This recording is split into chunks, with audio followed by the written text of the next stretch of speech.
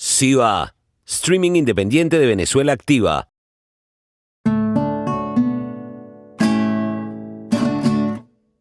Doy la palabra al diputado Armas. Traumatismo cráneoencefálico leve complicado con herida de 10 puntos de sutura en el cuero cabelludo. Traumatismo facial con un hematoma en el ojo izquierdo que me acompañó durante más de un mes. Ese fue el resultado de la golpiza que nos dieron hordas fascistas afectas al régimen de la dictadura de Nicolás Maduro en Venezuela el pasado 5 de julio del presente año. Mi nombre es el diputado Armando Armas, electo por el Estado Anzoátegui a la Asamblea Nacional de Venezuela para el periodo legislativo 2015-2020.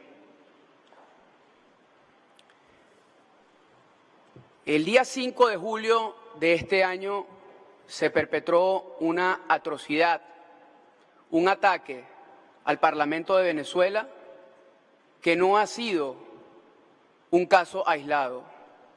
Han habido otros casos de asedio al Parlamento venezolano, de asedio a los diputados en nuestros puestos de trabajo, que pasa por el no reconocimiento de nuestras competencias desde que fuimos electos en el año 2015, pretendiendo menoscabar nuestras prerrogativas constitucionales hasta la violación de derechos humanos sistemática en nuestra contra.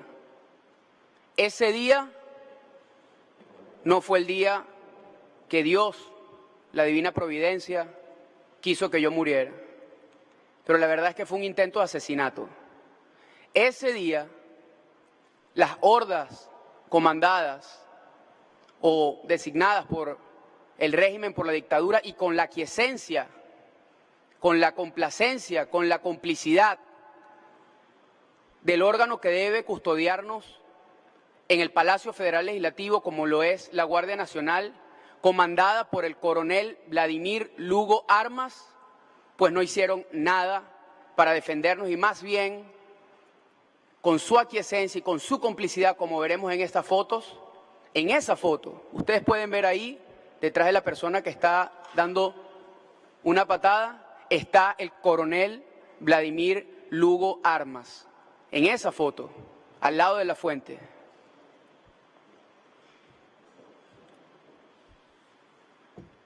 Ese soy yo, ese día, como les dije, Dios quiso y la divina providencia que no me mataran, pero también un compañero, más adelante hablaremos un poco de él, que me salvó la vida, el diputado Américo de Gracia, quien se las vio incluso tan o peor que yo en ese día. Hasta los momentos no ha habido ni un preso, ni un detenido, ni una investigación abierta. Es decir, esto es una manera de actuar del régimen venezolano, del Estado como tal. No es un hecho aislado que el coronel Vladimir Lugo Armas haya dejado pasar y haya, con su complacencia, con su aquiescencia, dejado que ese ataque hubiese sido perpetrado. Se ve que es un acto planificado porque ellos siguen órdenes, las órdenes de sus superiores. Debo decir, a lo mejor está en una foto más adelante, que días antes, específicamente una semana antes, ese propio coronel Vladimir Lugo Armas, que ya había tenido incidentes dentro de la Asamblea Nacional en nuestra contra, había sido condecorado por el dictador Nicolás Maduro en el Palacio Presidencial por su labor a la patria, con una condecoración de Orden del Libertador. El Poder Judicial obviamente no se ha manifestado, ni el Ministerio Público. Aquí es donde se ve que es una componenda de Estado para socavar el único poder legítimo que representa lo poco de república que nos queda a los venezolanos.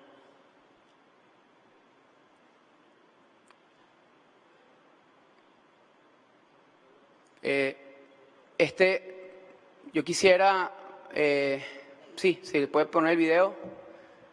Un video que narra un poco lo que fue el asedio hacia el Parlamento. Ese es el ataque, ese es un parlamentario, Franco Casella, a quien entre varios le estaban dando con tubos y palos, ustedes pueden ver.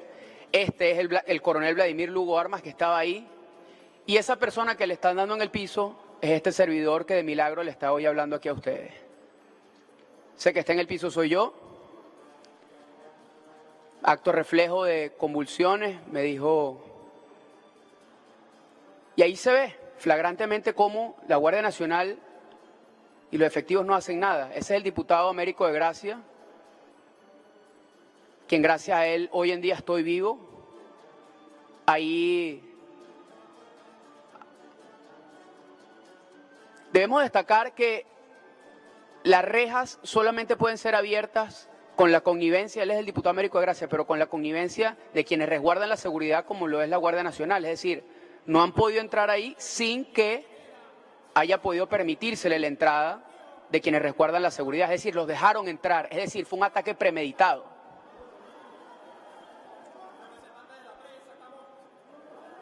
Y no fue solamente a diputados, fue incluso a personal de la Asamblea Nacional. Ese es el diputado José Renault, quien también fue golpeado brutalmente ese día. Y bueno, creo que imágenes dicen más que 1000 palabras. Ese día estábamos aprobando, además de la sesión solemne del 5 de julio, Día de nuestra Independencia, estábamos aprobando el respaldo de la Asamblea Nacional a la consulta popular del 16 de julio, acto en el que millones de venezolanos demostramos la mayoría de un pueblo que se resiste en contra de una dictadura. Pero esto no es desde ahora. En la legislatura pasada, debemos decir, del periodo 2010 al 2015, el diputado Julio Borges, actual presidente del Parlamento, fue brutalmente golpeado. El diputado Williams Dávila, por lo propio, y en su momento la diputada, nuestra amiga María Corina Machado, en ese momento que era diputada, también la diputada Elsa Solórzano, todos bajo la mirada complaciente dentro del hemiciclo de quien era en ese momento el presidente de la Asamblea Nacional, Diosdado Cabello. Nunca hubo una investigación, a nadie se imputó, a nadie se juzgó. Ahora, eso que me pasó a mí fue el cénit, la cúspide, si se quiere, de una serie de eventos que han sido una política sistemática del régimen. Este es el diputado Juan Requesens. Desde su instalación en el 5 de enero del 2016 hasta la fecha han ocurrido al menos 215 ataques violentos, muchos en la sede de la Asamblea Nacional, con 90 casos de agresiones físicas en contra de los diputados de la fracción de la Unidad.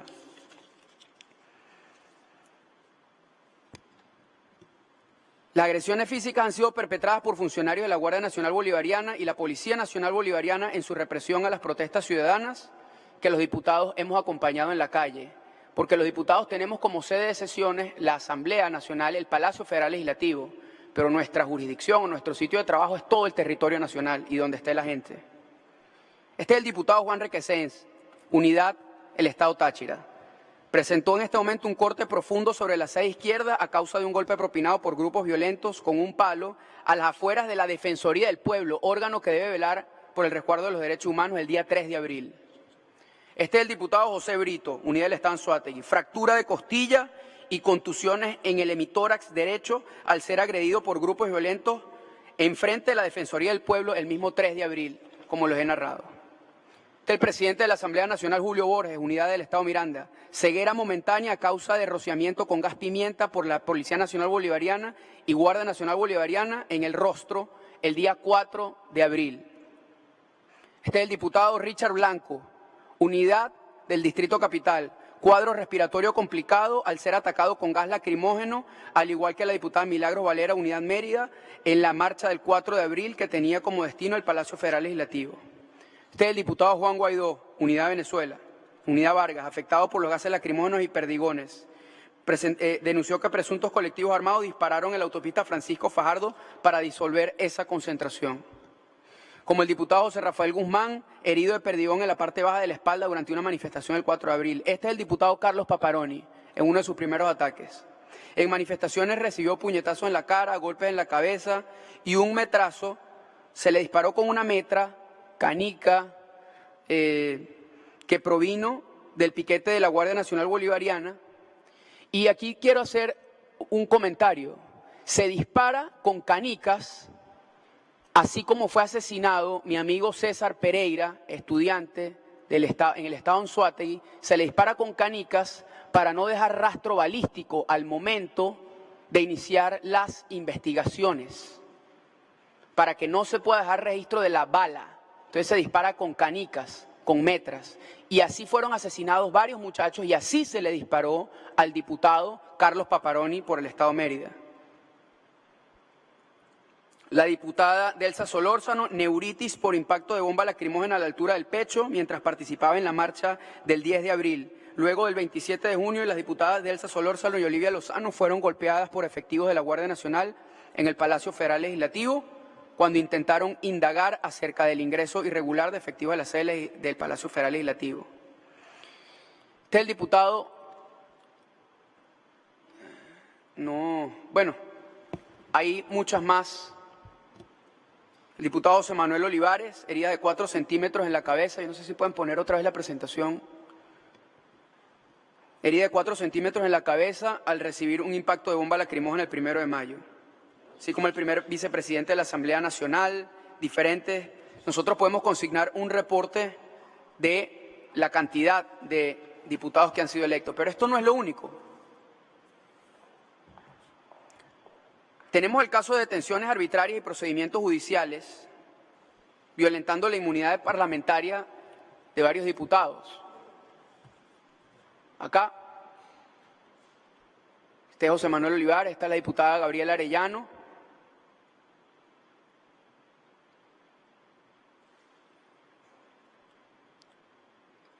Sí.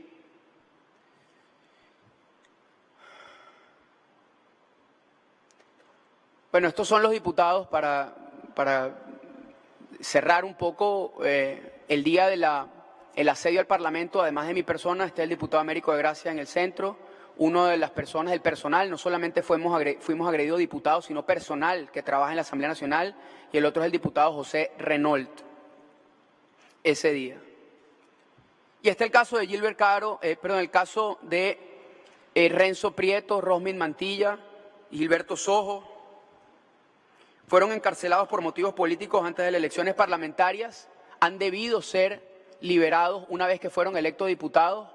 Así fue con el diputado Gilberto Sojo, así fue con el diputado Rosmin Mantilla, después de un par de años en la cárcel política del régimen, hoy en día asilado en París, porque además le siguen exigiendo que tenga presentación judicial, o sea, no fue una liberación y le están violando todo el fuero parlamentario. Y el diputado Renzo Prieto, que lleva preso desde el 10 de mayo del 2014 en el Helicoide, 28 deferimientos de juicio y 2 años y medio en fase de juicio. Se le ha diferido el juicio a Renzo Prieto, que debería estar hoy en día en libertad, diputado de la Asamblea Nacional, se le ha diferido el juicio 28 veces. Es decir, se le ha violado su derecho al juicio justo como derecho humano. Tenemos el caso de Gilbert Caro y Wilmer Azuaje.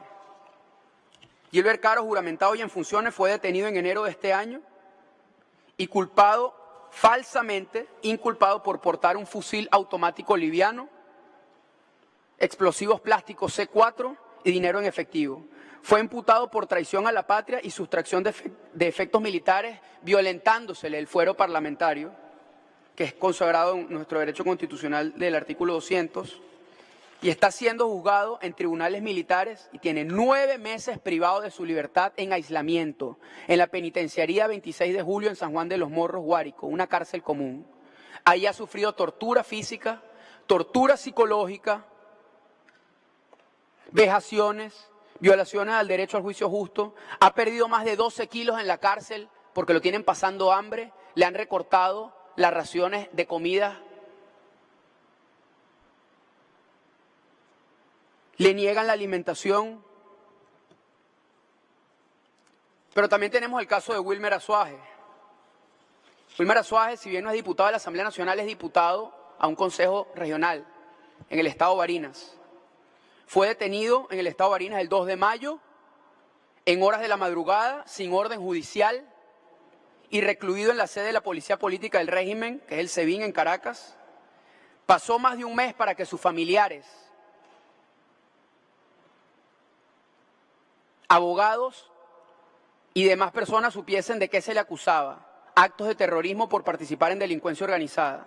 Más de 4 meses secuestrado, pues no fue presentado en tribunales hasta agosto. Durante 100 días no tuvo acceso a sus abogados defensores. Su esposa solo ha podido verlo en 3 oportunidades en todo este tiempo y denunció todo tipo de vejaciones que ha ido sufriendo. Este es el caso de Wilmer Azuaje.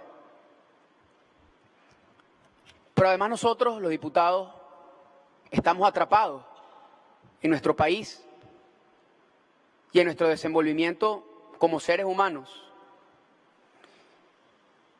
Quizás esto es un corolario menos importante de lo que les pudiéramos decir, pero tenemos que señalar que a varios diputados, cuando intentamos salir de Venezuela, o han intentado salir de Venezuela a denunciar estas atrocidades o a pertenecer a foros internacionales como Parlatino, Parlasur, recientemente el diputado presidente de la Asamblea Nacional, Julio Borges, iba a ir a la Unión Internacional Parlamentaria en San Petersburgo, Rusia, y no lo dejaron salir. Le quitan los pasaportes en una restricción flagrante al libre tránsito.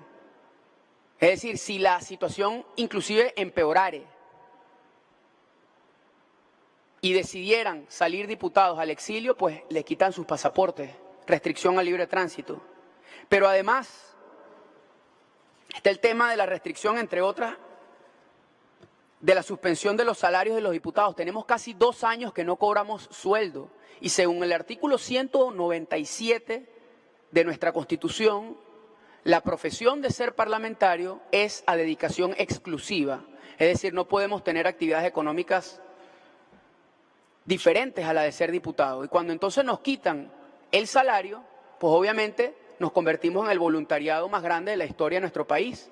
Vivimos prácticamente de la beneficencia de nuestras familias y nuestros amigos. Entonces, es fundamental que nosotros hayamos entendido que esto no forma parte de hechos aislados, es sistemático. Y la historia nos ha enseñado, a través de eventos muy dolorosos, que nosotros como sociedades aprendimos y asimilamos a través del derecho internacional que este tipo de situaciones pueden empeorar y no podemos dejar que eso suceda. Es menester de la comunidad internacional entender a fondo lo que está sucediendo en Venezuela y saber que la historia ya nos enseña que esto puede ser mucho peor. Y guardando las salvedades, yo les voy a citar un evento histórico. El 27 de febrero de 1933, el Parlamento alemán, el Reichstag, fue atacado, nadie sabe quién inició un incendio. Y luego el 25 de marzo de ese mismo año, el nuevo Parlamento declaró una ley habilitante. No sé si les suena familiar. A través de eso, en casi 20 años en Venezuela, se ha pretendido desgobernar en Venezuela a través de leyes habilitantes. Y después eso dio parte a uno de los eventos más atroces y más deplorables en nuestra historia contemporánea.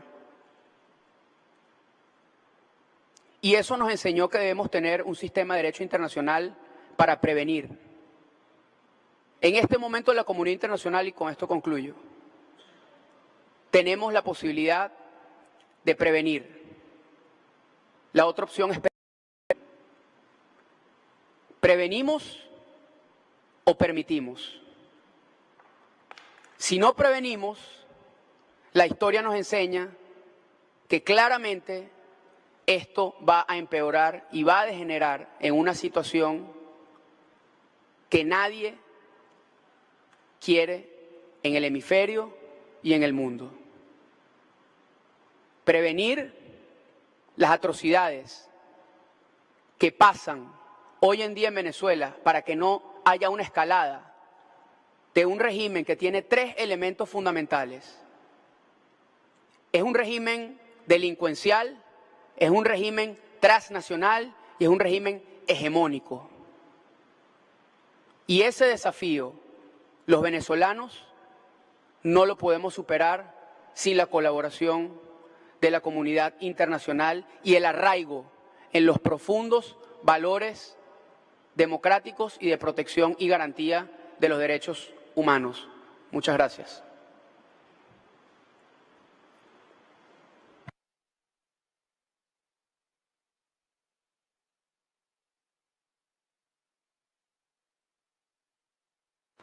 Muchas gracias. Hiciste referencia a que a raíz del ataque, si no me equivoco, el 5 de julio fue en la Asamblea Nacional, no hay ningún preso, ningún detenido y ninguna investigación abierta. ¿Ustedes alguien hizo una denuncia o se pudo hacer alguna denuncia al respecto? Sí, en Venezuela tenemos en nuestra legislación lo que se llama un hecho público y comunicacional. El Ministerio Público en su momento trató de actuar de oficio, se designó una fiscal, pero en los días siguientes se generó esta dinámica de la fraudulenta Asamblea Nacional Constituyente que removió en sus funciones a quien es hoy la legítima fiscal general de la República, pero quien está actuando desde ese despacho es otra persona y ellos obviamente bloquean todas las investigaciones y no se hacen eco de estas investigaciones. Es decir, estamos en un estado de indefensión total. ¿Llegó a abrirse un caso dentro de la Fiscalía? La verdad es que no sabemos porque hay un limbo jurídico que está sucediendo ahí. A mí, debo decir que a mí me atendió una persona designada, lo estamos consignando en los documentos, los detalles, en los reportes que estamos consignando.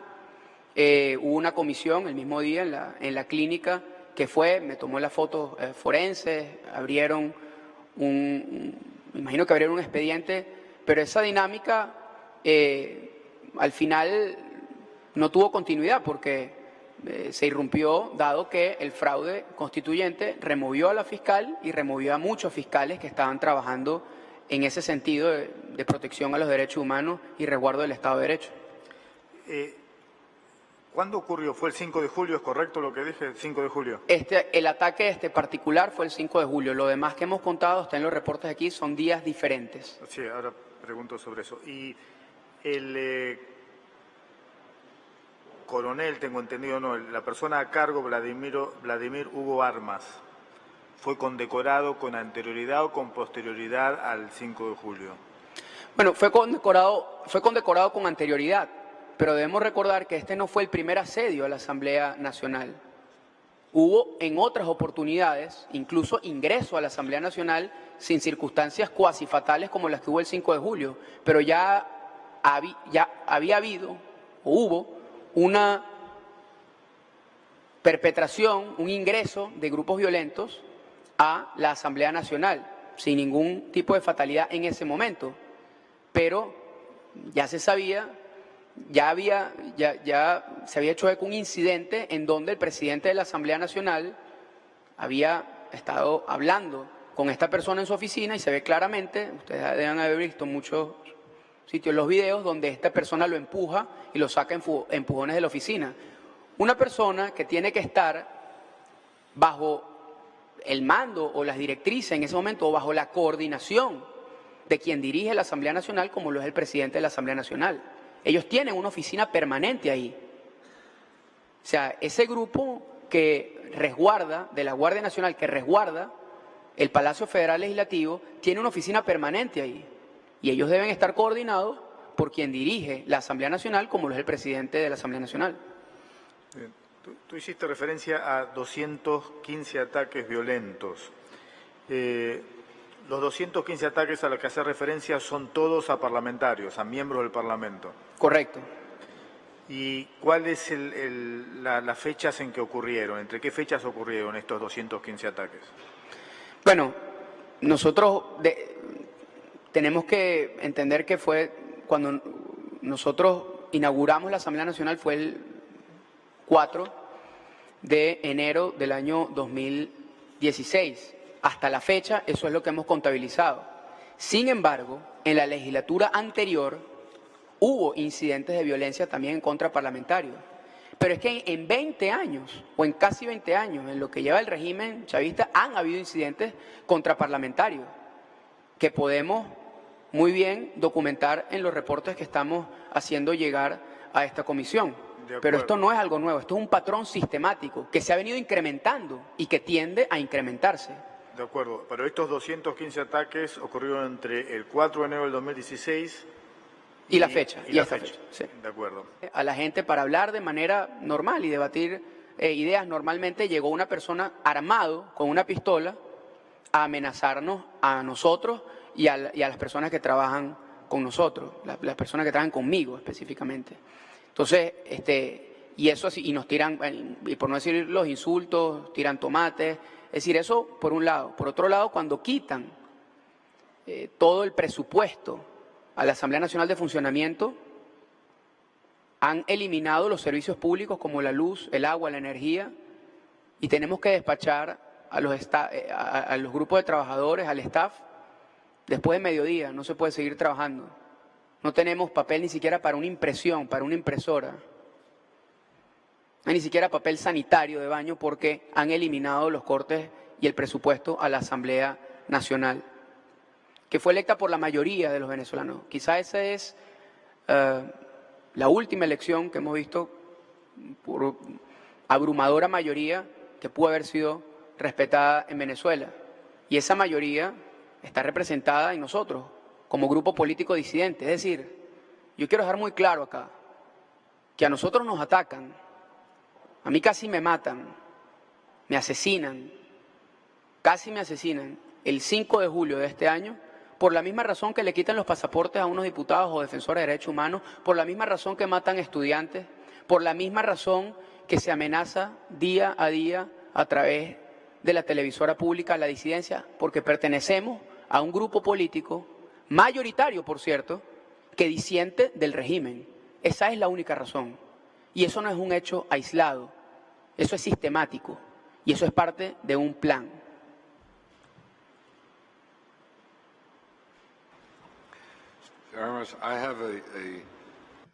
Yo tengo toda una serie de preguntas. De hecho, quiero hacerle 3 preguntas.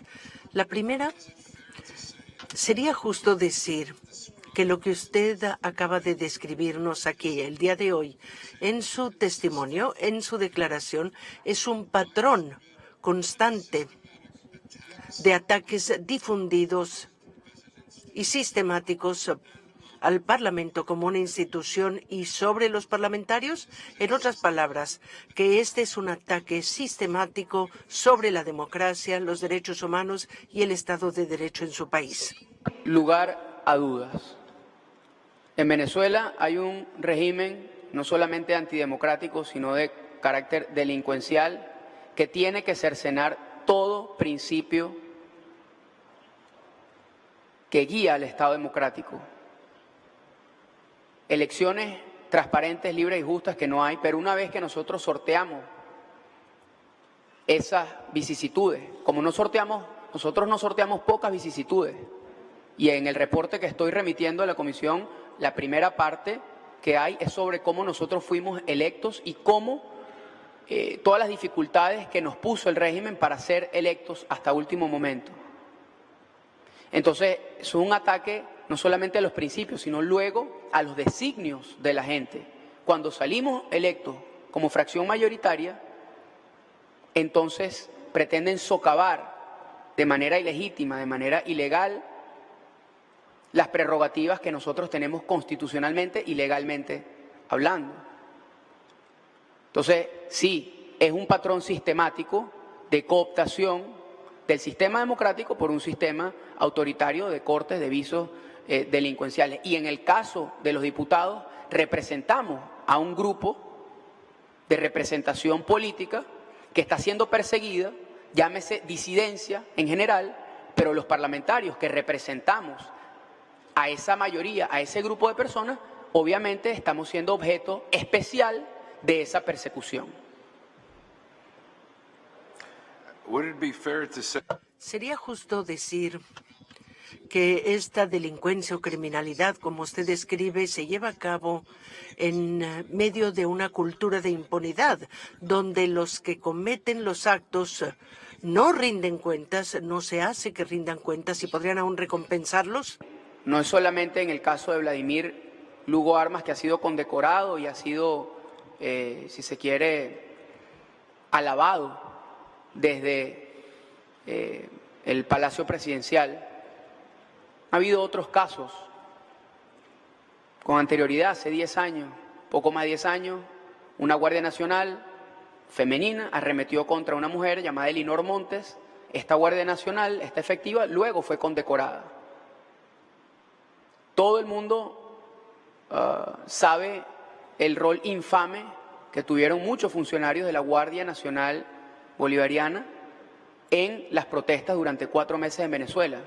Pues en el acto en donde fue condecorado Vladimir Lugo Armas, también fue condecorado el comandante general para ese momento de la Guardia Nacional, el general Benavides Torres, como que hubiese sido premiado por las atrocidades cometidas durante las protestas de esos 4 meses.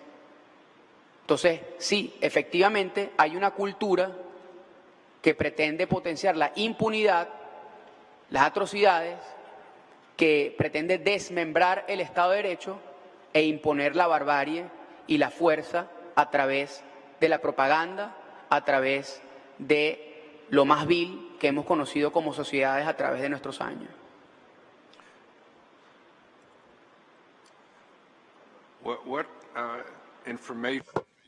¿Qué información podría usted tener o evidencia o pruebas de que estos ataques son planificados y son orquestados desde arriba? Bueno, muchos. A través de diferentes alocuciones presidenciales, a través de diferentes alocuciones de parte de la nomenclatura del partido de gobierno. Nosotros hemos visto cómo incluso gobernadores han dirigido la represión en muchos casos en Venezuela. En el caso particular de donde yo soy, el estado Anzoátegui, nosotros hemos visto y está documentado, hay fotos donde el que fue encargado para la gobernación en ese momento, Nelson Moreno, estaba en los piquetes entre la Guardia Nacional y Policía del Estado y Policía Nacional Bolivariana, comandando este tipo de situaciones. Es decir, claro que hay no solamente una connivencia, sino una planificación desde el poder central. Hay manuales de represión, como el manual que tiene el partido de gobierno, se llama Manual Antigolpe. Eso ha sido denunciado, de cómo pretende generarse lo que ellos llaman inteligencia social, y lo hemos denunciado así, para que vecinos denuncien si tienen actitudes sospechosas. Véase, actitudes sospechosas es manifestantes democráticos entre sus vecinos, para denunciarlos ante la policía política del régimen, el SEBIN, el Servicio de Inteligencia Bolivariano. Y eso eso es público y se han hecho las denuncias. El manual antigolpe, de cómo en muchos de esos manuales, de cómo muchas de esas denuncias potenciadas por Diosdado Cabello a través de su programa de televisión se han amenazado, se han amedrentado y se han expuesto en el escarnio público a diferentes dirigentes políticos. La diputada Adriana Pichardo, por ejemplo, el alcalde David Smolansky, por ejemplo, entre otros, el diputado Freddy Guevara, entre otros. Y eso está documentado, está en los manuales de procedimiento de la organización del partido de gobierno y está en diferentes medios de comunicación pública. Hoy en día, por los avances de las nuevas tecnologías en YouTube, eso está ahí.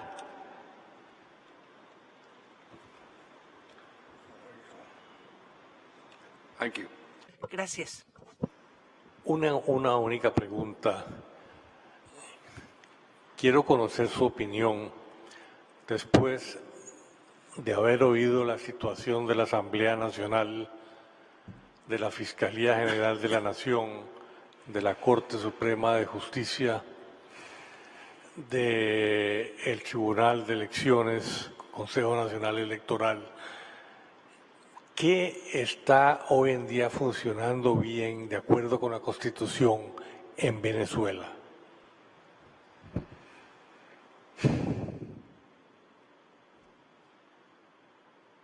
La conciencia de la gente. Desde el punto de vista institucional, pudiera decir que el único poder legítimo que hay hoy en día es la Asamblea Nacional, pero está asediada,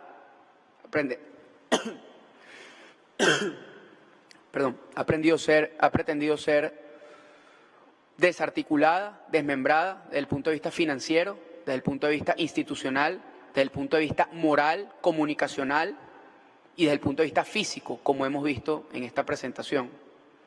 Pero desde el punto de vista institucional, no hay defensión, no hay instituciones en Venezuela. O sea, se ha logrado desmontar el Estado de Derecho. Sin lugar a dudas, en su totalidad. Gracias. Bueno, muchas gracias por la presentación y te solicitamos que nos hagas llegar toda la documentación a la que presentaste acá y que has hecho referencia en la presentación. Muchas gracias, te puedes retirar. Gracias. Unimos a los venezolanos del mundo. SIVA TV.